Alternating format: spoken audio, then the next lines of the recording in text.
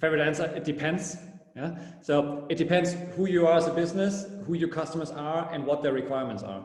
So those requirements might be very, very different if you're in a B2B environment compared to maybe a very young B2C environment. Yeah. So if you have customers that are engaging more on social, maybe you want to use chatbots as a communication channel, and maybe you want to have content around, you can easily share this on Instagram as an example. Whereas when you're in a very different area, you might have totally different incentives to create certain behavior.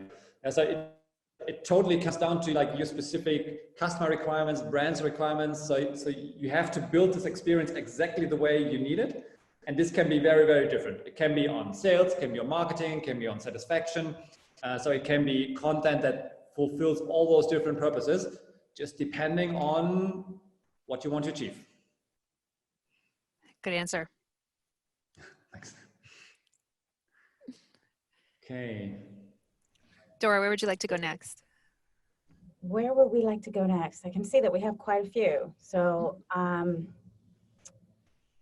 there's one here that's like, can't I just copy the carrier emails and bring them into my own branding? It's quite interesting. Toby, do you want to? Yeah, so that's probably one for me. So what we said before, what's very important for us is to take that customer perspective. Yeah, and usually carriers communicate what's happening operationally. Yeah, so the different statuses, but that might not be relevant if you don't know what the customer expectations are.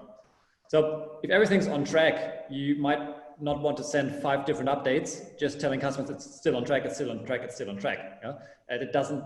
Maybe that doesn't make sense. But at the same time, an issue we see quite often is that you don't get any updates from carriers because a parcel is just lost or stolen, or it's not moving anymore. So there's no updates,